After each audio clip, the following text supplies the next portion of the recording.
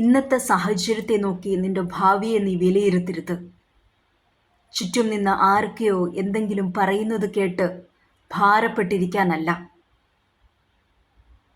ജീവിതത്തിൽ ആഗ്രഹിച്ച പലതും നേടിയെടുക്കാൻ കഴിയാതെ ഇനി മുൻപോട്ട് എനിക്ക് ഒരു ജീവിതമില്ല, എനിക്ക് നല്ലൊരു ഭാവിയില്ല എന്നോർത്ത് ഭാരപ്പെട്ടിരിക്കാനല്ല. എനിക്ക് കഴിവില്ല, പ്രാപ്തിയില്ല എന്ന് പറഞ്ഞ് മാറി നിൽക്കാനുമല്ല. ദൈവത്തിന് എന്നെക്കുറിച്ചും നിന്നെക്കുറിച്ചും വലിയ പദ്ധതികളാണ് ഉള്ളത്.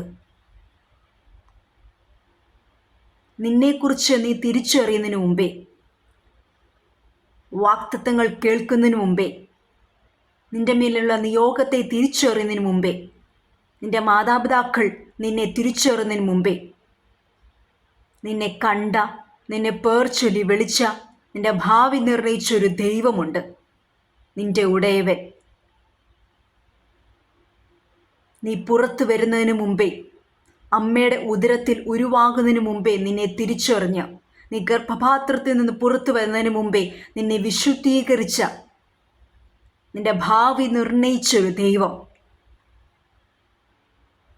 ആ അപ്പൻ നിന്റെ ജീവിതത്തിൽ നിർണയിച്ചത് എന്താണോ അതിലൂടെയാ നീ ഇന്ന് കടന്നു പോകുന്നത്. ദൈവം അനുവദിച്ച നിന്റെ ജീവിതത്തിനകത്തെ ഈ കഷ്ടതയും വേദനയും നിന്നയും ഒക്കെ എന്നും ഇതിൽ തുടരുന്നതല്ല.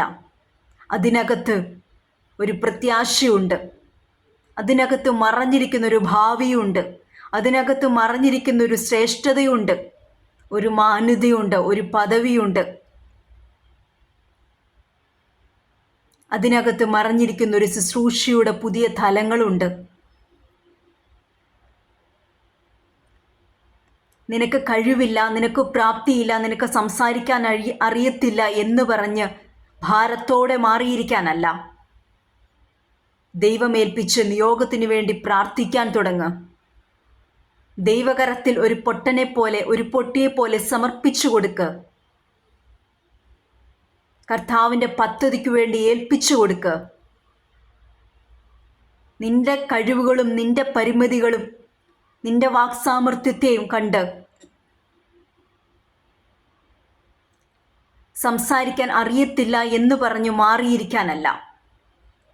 ദൈവം ഏൽപ്പിച്ചോ, നാവ് തുറക്ക്. ദൈവം ഏൽപ്പിച്ചതിന് നാവ് തുറന്ന് കൽപ്പിക്ക്. നാവ് തുറന്ന് പറയാൻ തുടങ്ങുമ്പോൾ ദൈവം നിന്നെ ഉപയോഗിക്കുവാനിടയായിത്തീരും. ദൈവം നിന്റെ നാവിനെ തൊടുവാനിടയായിത്തീരും. ഏൽപ്പിച്ചു കൊടുക്കുക മാത്രം ചെയ്താൽ മതി. അപ്പനും അമ്മയും ഒക്കെ അറിയുന്നതിന് മുമ്പേ നിന്നെ അറിഞ്ഞ, നിന്റെ ഭാവി നിർണയിച്ച, നിന്നെ വിശുദ്ധീകരിച്ച, തനിക്ക് വേണ്ടി വേർതിരിച്ചൊരു ദൈവമുണ്ട്. നിന്റെ ഭാവി എന്തായി തീരണമെന്ന് അപ്പൻ നിർണയിച്ചിട്ടുണ്ട്. നിന്റെ മാതാപിതാക്കളോ നിന്റെ ചുറ്റുമുള്ളവരോ അല്ല നിന്റെ ഭാവി നിർണയിക്കുന്നത്. നിന്റെ പ്രസൻ്റായിട്ടുള്ള സിറ്റുവേഷൻ നോക്കിയാണ് പലരും നിന്റെ ഭാവി നിർണയിച്ചു വച്ചിരിക്കുന്നത്. നീ ഇവിടെ വരെ എത്തത്തുള്ളൂ, നിന്റെ ഭാവി തീർന്നു. പക്ഷേ കുഞ്ഞെ, ഭാരപ്പെടരുത്. നീ കരയുന്ന, പ്രാർത്ഥിക്കുന്ന, വാഗ്ദത്തത്തിനു വേണ്ടി കാത്തിരിക്കുന്ന, വിശ്വസിക്കുന്ന ഒരു ദൈവ പൈതലാണെങ്കിൽ നിന്റെ കണ്ണുനീരിനകത്ത് പ്രവർത്തിച്ചു നിന്നെ മാനിക്കുന്ന ഒരു ദൈവത്തെയാണ് നീ സേവിക്കുന്നത്. നിന്നെ മാന്യതയോടെ നിർത്തും. നീ ഇന്ന് അനുഭവിക്കുന്ന എല്ലാ വേദനകൾക്കും പകരമായിട്ട് നിന്നെ മാന്യതയോടെ നിർത്തുന്നൊരു ദിവസമുണ്ട്. നിനക്കു വേണ്ടി അപ്പൻ മാറ്റിവെച്ചിരിക്കുന്ന ആ മാന്യതയുടെ ദിനം, നിന്നെ ഉപയോഗിക്കുന്ന ദിനം. ഒഴുകിപ്പോകുന്ന വെള്ളം പോലെ ഇന്നുള്ള കഷ്ടതകളും വേദനകളും മറക്കുമാറാക്കുന്ന നിലവാരത്തിൽ നീ അനുഗ്രഹിക്കപ്പെടുന്ന, നീ ഉപയോഗിക്കപ്പെടുന്ന, നീ മാന്യതയോടെ നിൽക്കുന്ന ഒരു ദിനമുണ്ട്.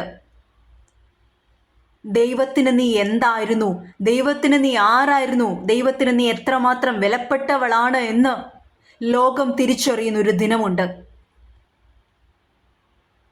നിന്നെ ഉദരത്തിൽ ഉരുവാക്കിയതിനു മുൻപേ ഞാൻ നിന്നെ അറിഞ്ഞു. നീ ഗർഭപാത്രത്തിൽ നിന്ന് പുറത്തു വന്നതിന് മുമ്പേ ഞാൻ നിന്നെ വിശുദ്ധീകരിച്ചു. ജാതികൾക്ക് പ്രവാചകനായി നിയമിച്ചിരിക്കുന്നു. എന്നാൽ ഞാൻ, അയ്യോ യഹോവയായ കർത്താവേ, എനിക്ക് സംസാരിക്കാൻ അറിഞ്ഞുകൂടാ, ഞാൻ ബാലനല്ലോ എന്ന് പറഞ്ഞു. അതിന് യഹോവ എന്നോട് അരുളി ചെയ്തത്, ഞാൻ ബാലനെന്ന് നീ പറയരുത്. ഞാൻ നിന്നെ അയക്കുന്ന ഏവരുടെ അടുക്കൽ നീ പോകുകയും ഞാൻ നിന്നോട് കൽപ്പിക്കുന്നൊക്കെ സംസാരിക്കുകയും വേണം. നീ അവരെ ഭയപ്പെടരുത്. നിന്നെ വിടുവിക്കേണ്ടതിന് ഞാൻ നിന്നോട് കൂടെയുണ്ടെന്ന് യഹോവയുടെ അരുളപ്പാട്. യിരെമ്യാ പ്രവാചകനെ ബാലനായിരുന്നപ്പോൾ ദൈവം വിളിച്ചു വേർതിരിച്ചപ്പോൾ യിരെമ്യാ പറഞ്ഞതാ, എനിക്ക് സംസാരിക്കാൻ അറിയത്തില്ല കർത്താവേ, എനിക്ക് പ്രാപ്തിയില്ല, എനിക്ക് യോഗ്യതയില്ല. പക്ഷെ ദൈവം പറഞ്ഞു, ഞാൻ നിന്നെ വിളിച്ചു വേർതിരിച്ചിരിക്കുക. നീ ബാലനെന്ന് പറയരുത്. ഞാൻ നിന്നെ അയക്കുന്ന ഏവരുടെ അടുക്കൽ നീ പോകുകയും ഞാൻ നിന്നോട് പറയുന്നത് അവരോട് കൽപ്പിക്കുകയും വേണം.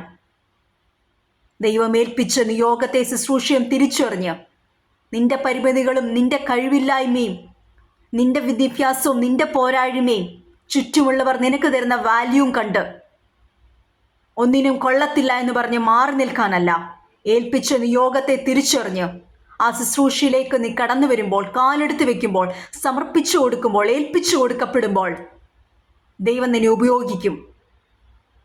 ദൈവം നിന്നെ ഭൂമിയുടെ അനാദികാലം മുമ്പേ എന്തിനു വേണ്ടി തിരഞ്ഞെടുത്തു, എന്തിനു വേണ്ടി വേർതിരിച്ചു, എന്തിനു വേണ്ടി വിശുദ്ധീകരിച്ചു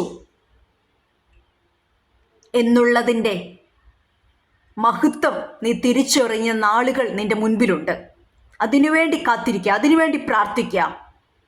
ചുറ്റും എന്തും നടന്നുകൊള്ളട്ടെ, ചുറ്റും എന്തും പറയട്ടെ, എത്ര വേദനയ്ക്കകത്തൂടെയാണ് നീ കടന്നു പോകുന്നതെങ്കിലും മാന്യതയില്ലാതെ, വിലയില്ലാതെ നിനക്ക് വേണ്ടി പലപ്പോഴും സംസാരിക്കാൻ ആരും കാണത്തില്ല. നിന്നെ തിരിച്ചറിയുവാൻ, നിന്നെ വായിക്കാൻ ആരും കണ്ടെന്ന് വരത്തില്ല.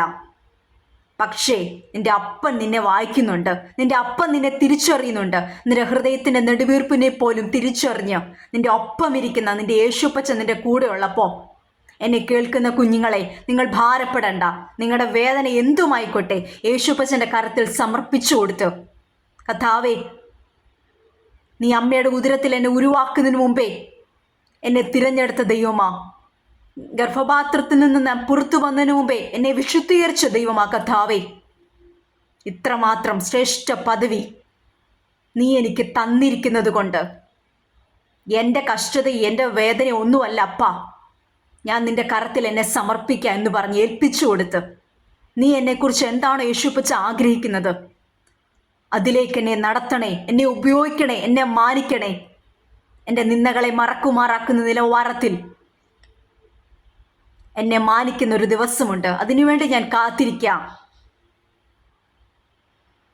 വിശ്വാസത്താൽ ആ നല്ല നാളുകളെ ഞാൻ കണ്ട് ആമേൻ പറയാം, ഞാൻ സ്തോത്രം ചെയ്യാം. വിശ്വാസത്താൽ എൻ്റെ മുൻപിലുള്ള ആ നിയോഗത്തെയും ശുശ്രൂഷയും നല്ല നാളുകളെയും മാന്യതയും കണ്ട് ഞാൻ പുഞ്ചിരി തൂകുകയാന്ന് പറഞ്ഞ് അപ്പൻ്റെ കരത്തിൽ സമർപ്പിച്ചു കൊടുത്ത് മുൻപോട്ട് പോ. ദൈവം നിങ്ങളെ മാനിക്കും, ദൈവം നിങ്ങളെ ഉപയോഗിക്കും. ദൈവിക പദ്ധതിക്ക് വേണ്ടി ദൈവം നിങ്ങളെ തിരഞ്ഞെടുക്കും. ദൈവിക പദ്ധതിക്ക് വേണ്ടി ദൈവം നിങ്ങളെ ഉപയോഗിക്കുന്ന നാളുകൾ നിങ്ങളുടെ മുൻപിലുണ്ട്. ധൈര്യമായി മുൻപോട്ട് പോകാം. വിളിച്ച ദൈവം വിശ്വസ്തനാ. ആ ദിവസം വരെ സൂക്ഷിപ്പാൻ ശക്തനാ. ദൈവം നിന്നെ ഒരു നിയോഗം ഏൽപ്പിച്ചിട്ടുണ്ടെങ്കിൽ, നിന്നെ ഉരുവാക്കുന്നതിന് മുൻപേ ഇന്ന പദ്ധതികൾ നിന്റെ മേൽ നിർണയിച്ചു വച്ചിട്ടുണ്ടെങ്കിൽ അത് നീ കണ്ടിട്ടെ, അത് നീ പ്രാപിച്ചിട്ടെ, അത് നിന്റെ ജീവിതത്തിൽ നിറവേറിയിട്ടേ നീ ലോകത്തിൽ നിന്ന് പോകത്തുള്ളൂ. വിശ്വാസത്തോടെ മുൻപോട്ട് പോ. നീ ആരെയാ സേവിക്കുന്നത്? ആരാണ് നിന്നെ ഉരുവാക്കിയത്? ആരാണ് നിന്റെ മേൽ ആ നിയോഗത്തെ പകർന്നെന്ന് തിരിച്ചറിഞ്ഞ് ധൈര്യത്തോടും ഉറപ്പോടും ചുറ്റുമുള്ളവർ നിന്റെ കണ്ണീര് കാണാൻ ആഗ്രഹിക്കുമ്പോൾ അവരുടെ മുൻപിൽ നിന്റെ ദൈവം ആരാണെന്നാണ് നീ വെളിപ്പെടുത്തേണ്ടത്. നിന്റെ പുഞ്ചിരിയുള്ള മുഖം കാണുമ്പോൾ നിന്റെ ദൈവത്തെ തിരിച്ചറിയണം അവർ. സന്തോഷത്തോടും പ്രത്യാശയോടും ധൈര്യത്തോടും ഉറപ്പോടും മുൻപോട്ട് പോ. അപ്പം മാനിക്കും, അപ്പം കൂടെയിരിക്കും, അപ്പം വാഗ്ദത്തം ചെയ്തത് നിവർത്തിക്കും.